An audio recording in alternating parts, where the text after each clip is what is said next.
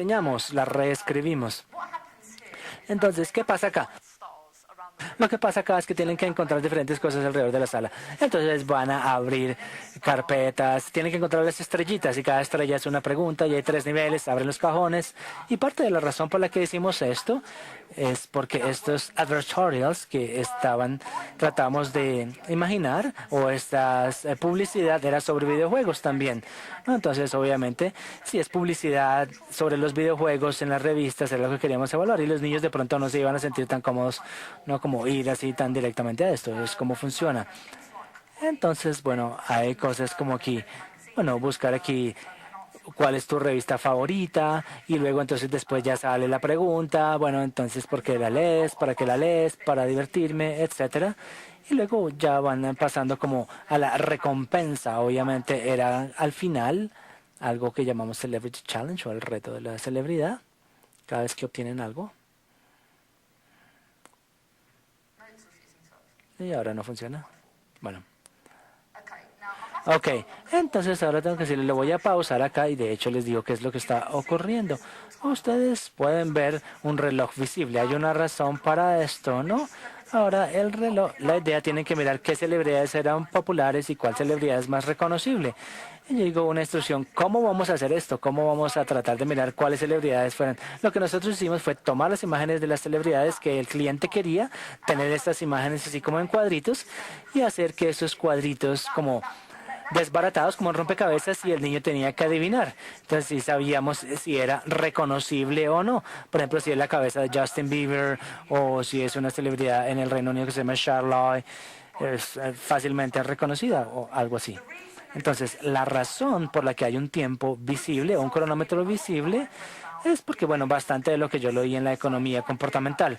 Entonces, si queremos que el respondiente tiene un límite, lo hace, bueno, no pensar tanto y tienen que responder lo que esté en el top of mind, ¿no?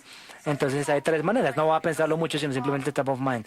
Sino va a responder muy rápido. Alguien dice, ay, era Justin Bieber y estaba mal, pierden y tienen una segunda oportunidad. Ahora, otra cosa que ocurre o que ha estado ocurriendo en el resto del juego es que tenemos también relojes invisibles. Entonces nosotros podemos medir qué tanto tiempo le toma a un respondiente reaccionar hacia algo.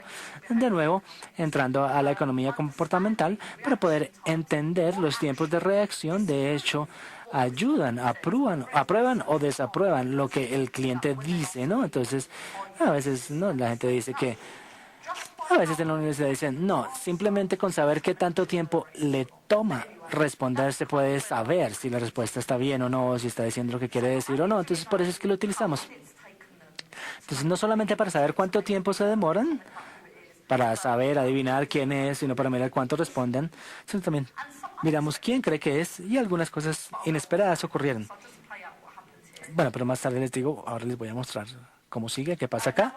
Entonces, ahora por supuesto tenemos que hacerlo justo, entonces nosotros programamos esto alrededor de cada cara de la celebridad que, bueno, que salgan al mismo tiempo, ¿no? Para que todo sea más o menos igual. Entonces, por ejemplo, a veces también se consideran correcto porque son niños, a veces no deletrean bien el nombre, entonces nosotros incluimos todas las posibilidades de cómo lo podrían escribir mal.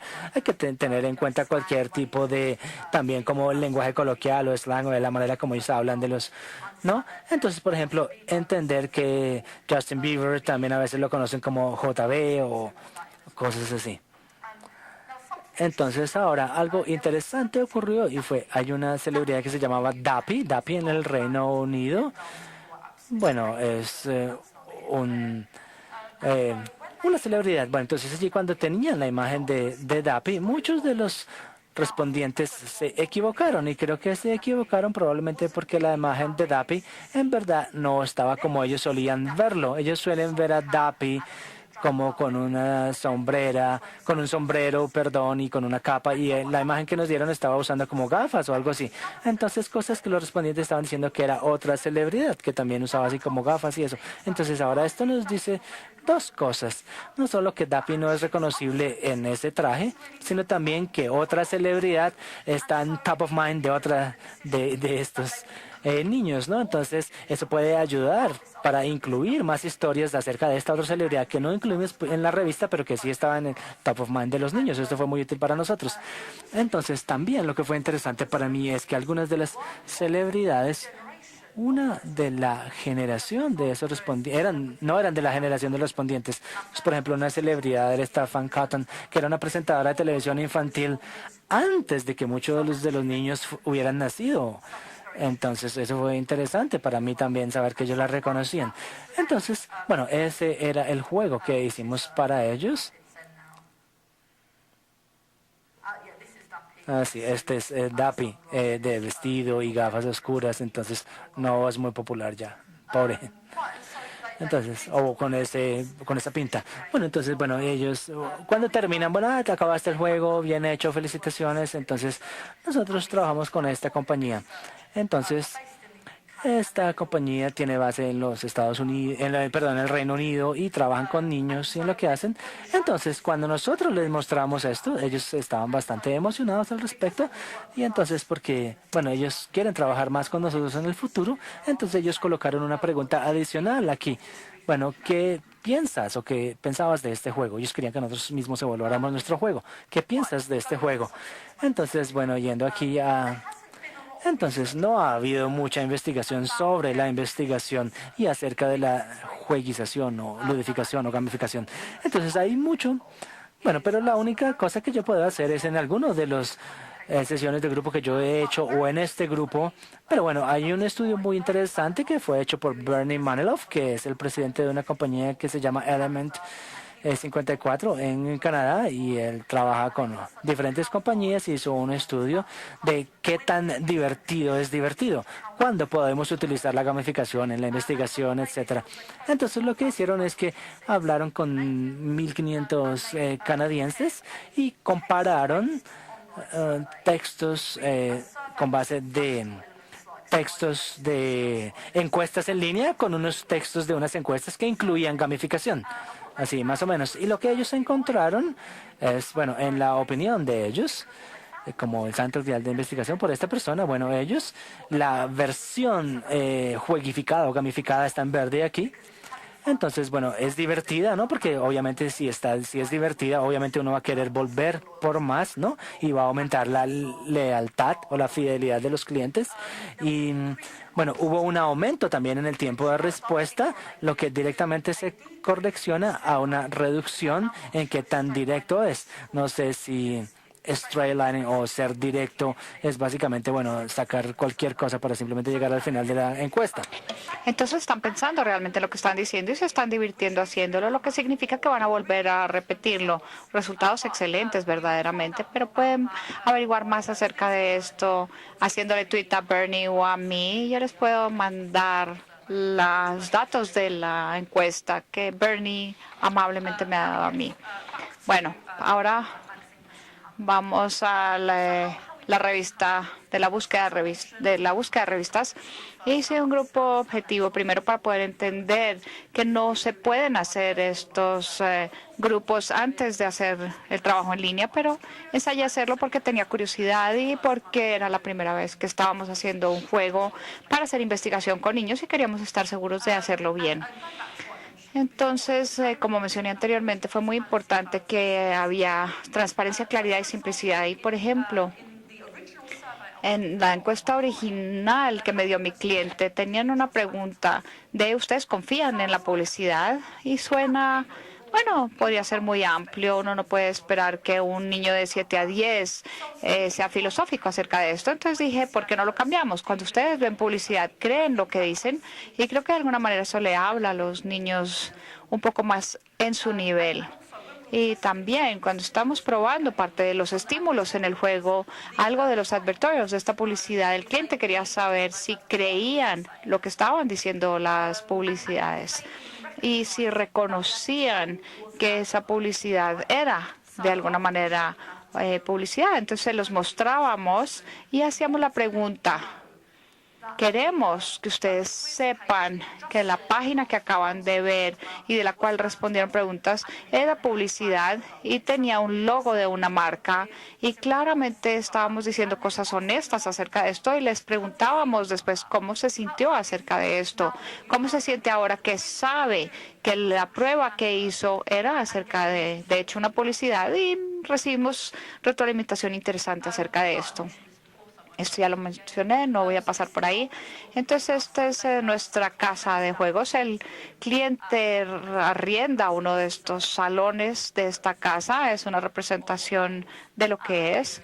Aquí tenemos el cuarto de los niños, naturalmente el cuarto de las niñas que acaban de ver hace un momento. Entonces, miremos algunos de los resultados. En 6 días y medio habíamos completado 700 encuestas, que fue muy interesante para nosotros. Y cuando retiramos los que tenían más de 10 y menos de 7, que no necesitábamos, seguíamos teniendo 545 encuestas completadas para los clientes que estaban muy contentos con este resultado. Y David Gregory, que fue el que manejó el panel, nos dio una retroalimentación maravillosa y dijo que el feedback de los respondientes era positiva y fue mucho más larga de lo que se obtiene normalmente en una encuesta. Y David me llamaba todos los días por teléfono y me decía, esto es maravilloso, no puedo creer lo rápido que esto se está llenando. Y todo se debe a este sentido de que el respondiente está obteniendo algo en el juego, está obteniendo retroalimentación, el uso del lenguaje estaba a nivel humano y había muchas cosas que hacían que se comprometieran.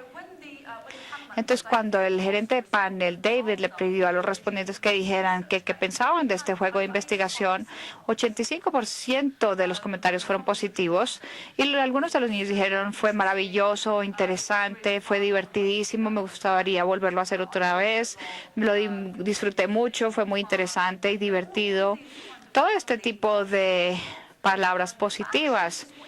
Pero fue más interesante para mí que el 15% que no fueron tan positivos con muchos puntos de exclamación, se tomaron el tiempo para darnos críticas constructivas, de decir, bueno, yo creo que lo hubieran podido haber hecho mejor o por qué no hacen esto la próxima vez, que también fue maravilloso porque estos niños estaban tomando el tiempo de poder decirnos cómo desarrollar mejor estos juegos.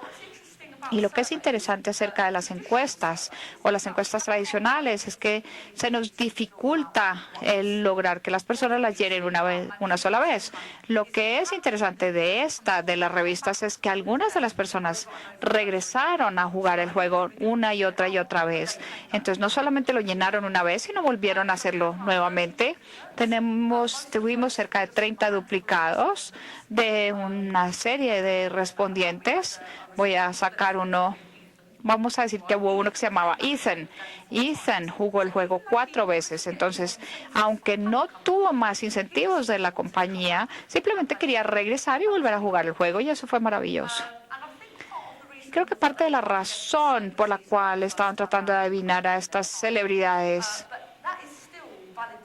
pero siguen siendo datos válidos. Entonces, incluso la tercera o cuarta vez que el respondiente jugó, los datos siguen siendo útiles para el cliente.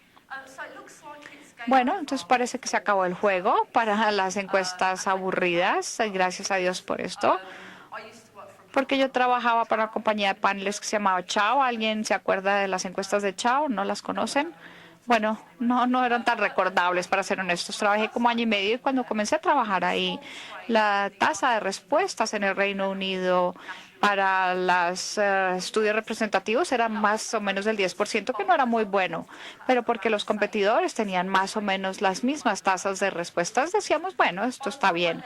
Cuando salí, ya estaba en 2%. Y es una lástima, porque hay varias cosas que están sucediendo ahí. Entonces, los panelistas activos, que de alguna manera eran leales, se están volviendo inactivos. Entonces, hay que pasar más tiempo y más dinero haciendo que los panelistas regresen. Se están sacando panelistas de los competidores, que hace que se caigan los márgenes de rentabilidad. Y también se está sacando a la nueva generación de personas que quieren hacer investigación en línea. Y la investigación es para bienes de consumo. Es suficientemente difícil cuando se hace una encuesta tradicional y es importante tener a las generaciones más jóvenes